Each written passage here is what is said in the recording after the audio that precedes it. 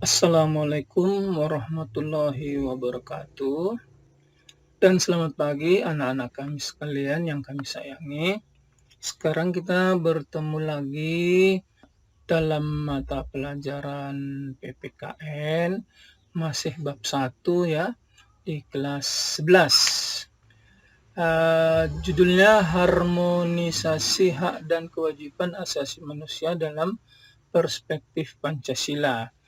Sebelum kita lanjutkan, kami atau saya memberi semangat kepada anak-anak kami sekalian supaya semuanya dalam keadaan semangat belajarnya, sehat, keluarga juga sehat ya, tidak kurang satu apapun.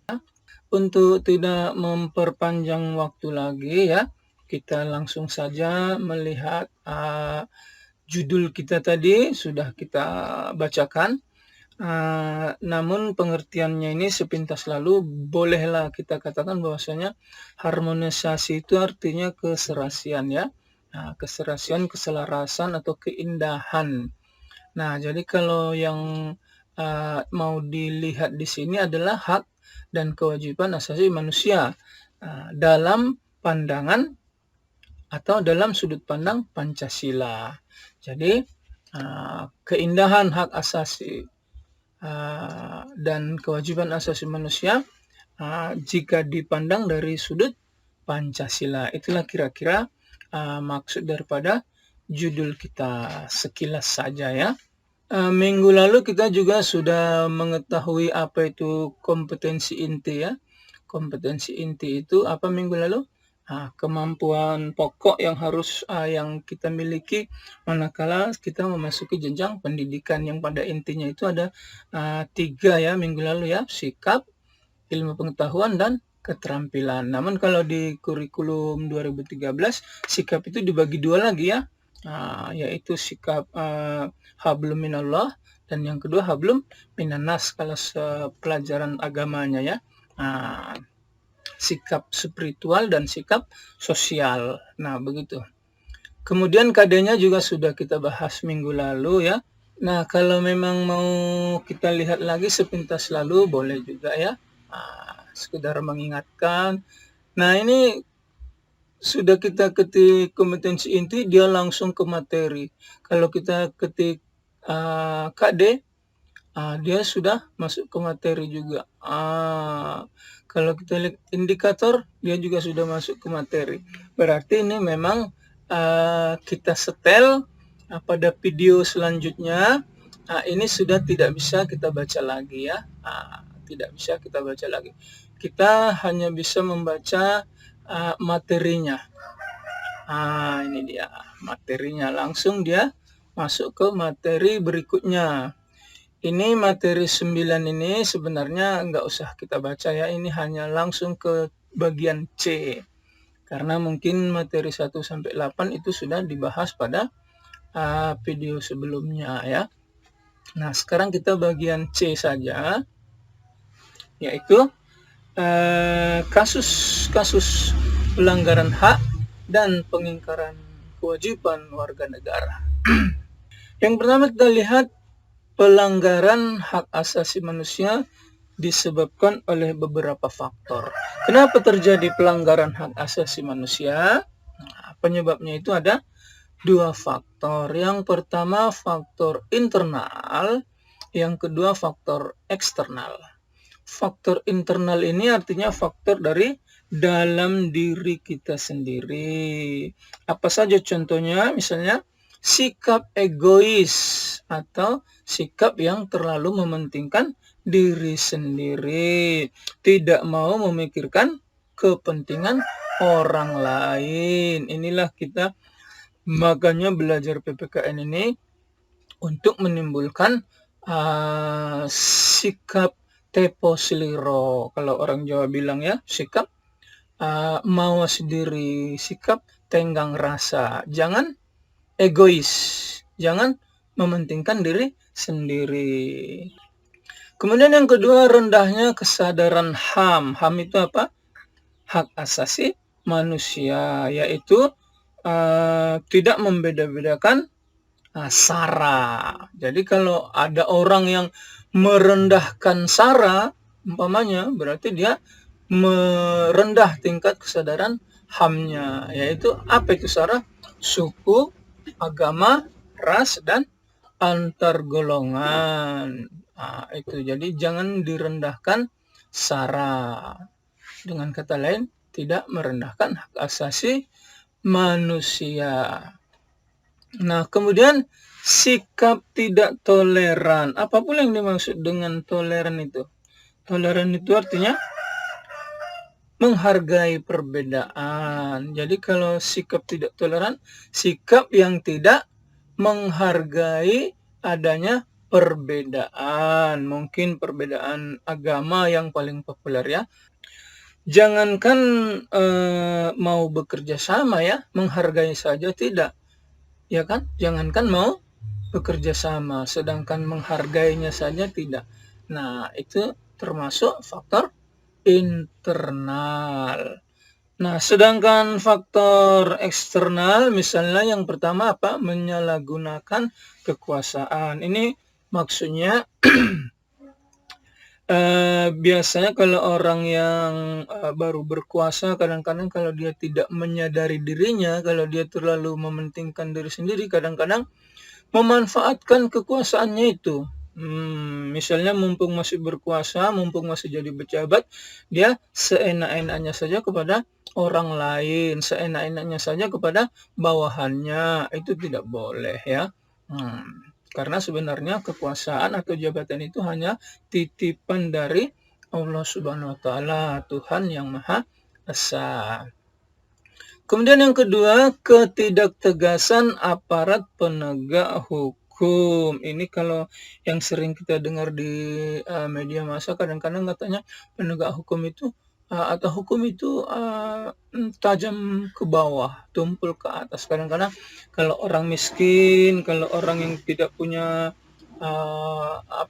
kekuasaan, kadang-kadang hukum itu langsung ditegakkan. Sementara kalau orang-orang pejabat, kadang-kadang lama sekali proses hukumnya berjalan. Kadang-kadang sampai lupa kita. Nah, itu kita dengar di media massa. Entah benar entah tidak, kita belum lihat di depan mata kita sendiri. Tapi media massa mengabarkan kepada kita ada yang seperti itu ya. Kemudian penyalahgunaan teknologi. Penyalahgunaan teknologi ini yang paling banyak kita lihat zaman sekarang itu misalnya di HP misalnya ya, di handphone umpamanya ya. Di situ kalau kita buka kadang-kadang berita-beritanya, konten-kontennya kadang-kadang kita bingung.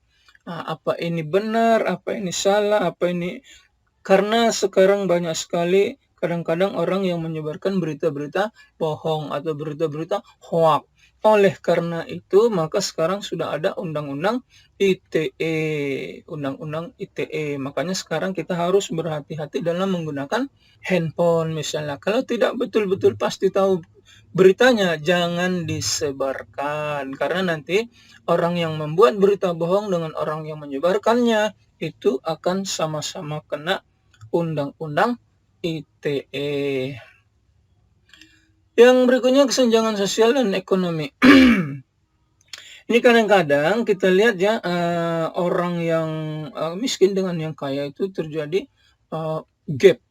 Jadi kadang-kadang kemiskinan kadang-kadang dijadikan alasan untuk melakukan tindak kriminal, melanggar hak asasi manusia. Misalnya mencuri, menjamret, merampok, dan lain-lain. Kadang-kadang kemiskinan dijadikan sebagai alasan. Kita lihat slide yang berikutnya. Contoh-contoh kasus pelanggaran HAM di Indonesia. Contohnya ya. Nah, kita lihat yang pertama, kerusuhan Tanjung Priok, ini di Jawa juga ini ya. Jakarta ya. Tahun 84. Kemudian penyerbuan kantor PDI tahun 96.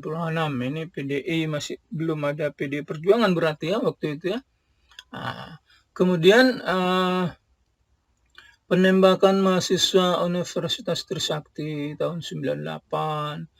Tragedi Semanggi tahun 98. penculikan aktivis tahun 97-98, nomor A sampai E itu rata-rata di Jawa itu ya, kisahnya di Jawa. Kemudian kasus salah tangkap oleh aparat kepolisian ini bisa saja kejadiannya di Jawa atau di luar Jawa. Kemiskinan dan pengangguran juga bisa terjadi di Jawa dan di luar Jawa. Kekerasan dan kebrutalan mengatasnamakan agama, suku, dan kelompok. Nah, itu terjadi kebrutalan, kekerasan atas nama suku. Baru berikutnya pelanggaran hak cipta. Ini biasanya hak cipta seni ya, lagu, tari, dan lain-lain. Dibajak. Dibajak baru dijual. Jadi dia memperoleh keuntungan dari hasil keringat orang lain. Nah, belum lagi contohnya pelanggaran HAM yaitu KDRT. Apa itu KDRT? Kekerasan dalam rumah tangga. Nah, kemudian kita lihat contoh kasus-kasus pengingkaran kewajiban. Yang pertama, membuang sampah sembarangan. Nah, ini dia kebiasaan kita ya. Jangankan orang yang berpendidikan ya, anak sekolah sendiri kadang-kadang walaupun sudah diajari supaya tidak membuang sampah, nyatanya masih sembarangan membuang sampah. Buktinya mana? Sampah kadang-kadang masih berserakan di lingkungan sekolah, begitu ya. Kemudian yang berikut melanggar aturan berlalu lintas. Ya, ini benar sekali ya. Melanggar aturan berlalu lintas di mana-mana saya lihat masih terjadi ya. Kemudian merusak fasilitas umum, misalnya ini kalau masa apa di kota-kota umpamanya fasilitas apalah ya, halte umpamanya ya, halte bus ya kan. Misalnya telepon umum itu kadang-kadang sering sekali dirusak itu oleh tangan-tangan jahil yang tidak bertanggung jawab. Yang berikut tidak membayar pajak ya, ini pajak kendaraan bermotor, pajak bumi dan bangunan dan lain-lain ya. Kemudian tidak berpartisipasi dalam pertahanan dan keamanan negara, misalnya tidak ikut dalam Siskamling. Itu contoh-contoh pengingkaran kewajiban. Nah, kita lanjutkan lagi slide berikutnya. Contoh upaya pemerintah dalam menegakkan HAM.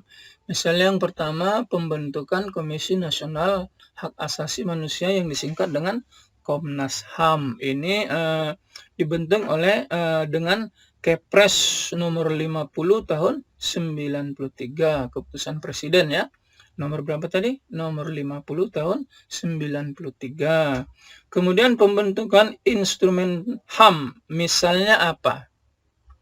Pembentukan instrumen HAM ini misalnya Undang-Undang HAM, yaitu Undang-Undang nomor 39 tahun 99.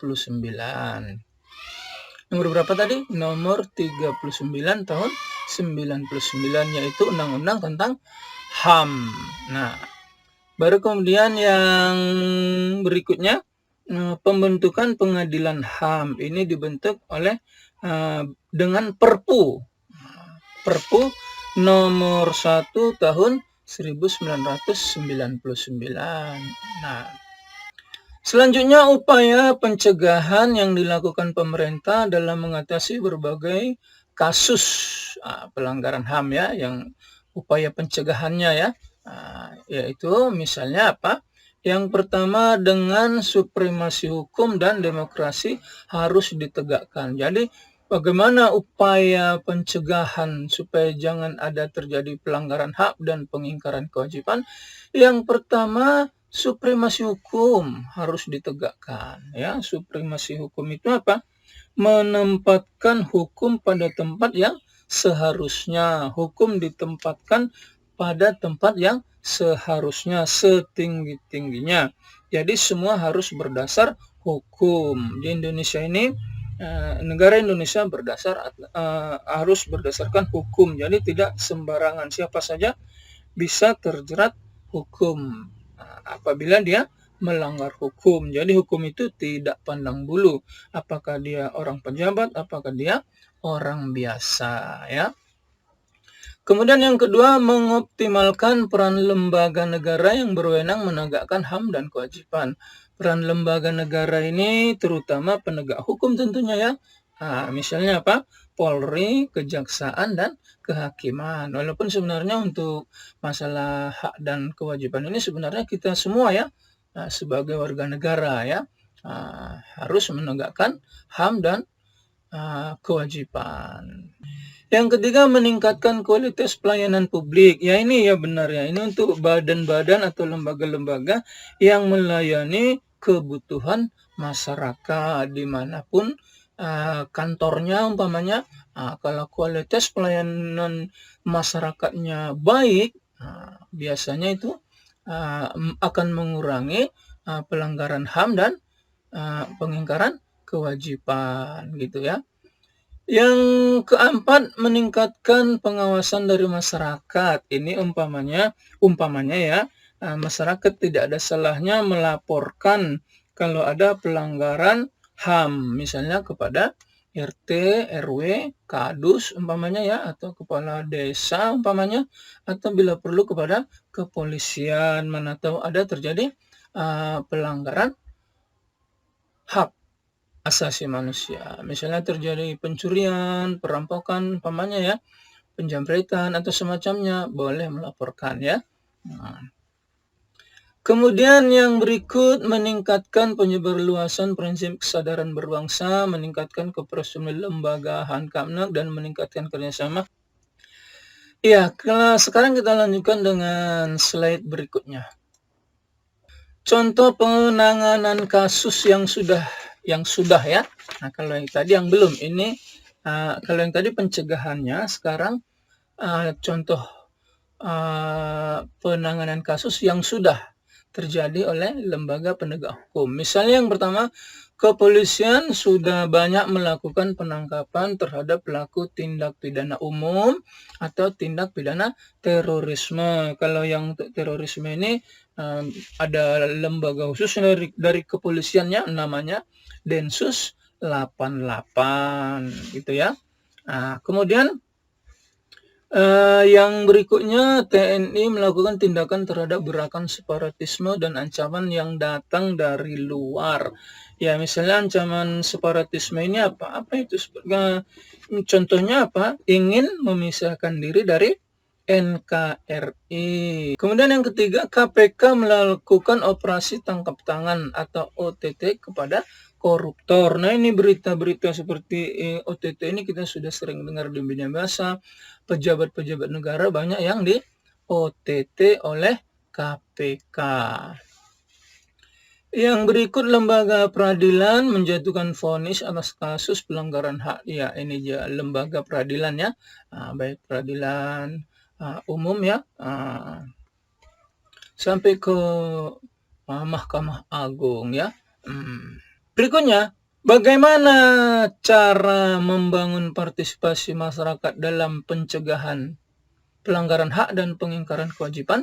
Caranya adalah dengan bersikap dan bertingkah laku yang mencerminkan sosok manusia yang beradab dan berbudaya, yang selalu menghormati orang lain, tidak egois, tidak mementingkan diri sendiri, tetapi selalu mematuhi peraturan perundang-undangan yang berlaku. Ini bahasanya ini masih umum ya. Kalau misalnya dalam pelajaran agama, ini lebih singkat dia, yaitu meningkatkan keimanan dan ketakwaan. Jadi kalau misalnya bagaimana cara untuk membangun partisipasi masyarakat, mencegah pelanggaran hak dan pengingkaran kewajiban, ya dengan cara meningkatkan iman dan takwa. Kalau kita sudah keimanan kita dan ketakwaan kita meningkat, otomatis kita akan tercegah atau mencegah diri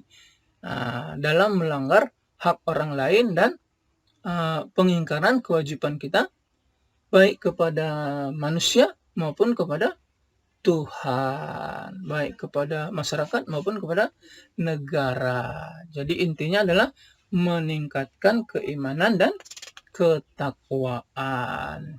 Nah, kemudian selesailah sudah materi kita, karena sudah tidak ada lagi di sini tanda panahnya, berarti sudah selesai ya.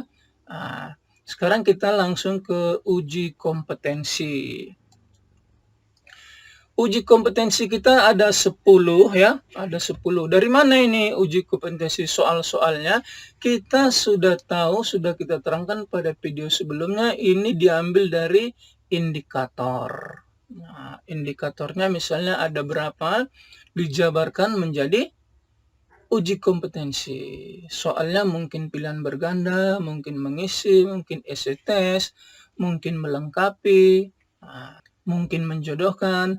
Nah, pada kesempatan kali ini kita buat uji kompetensi ini dalam bentuk essay test ya. Ada 10 soal. Apabila kalian ini sudah mampu mengerjakan ini dengan sempurna, maka kami atau saya selaku guru sudah merasa bahwasanya kalian sudah memenuhi atau bisa berkompetensi kompetensi dasar ini sudah terpenuhi ya. Nah, untuk uji kompetensi sudah kita lihat ada 10 soal. Sekarang kita langsung saja masuk ke slide berikutnya, yaitu penutup. Ternyata penutupnya hanya demikian saja pertemuan kita ya. Kalau ada kata-kata yang berlebihan mohon dimaafkan, ada yang kekurangan mohon dimaafkan, sebagai manusia biasa ya, tidak luput dari kesilapan. Nah, saya tutup video kita atau pertemuan kita kali ini dengan ucapan Assalamualaikum warahmatullahi wabarakatuh.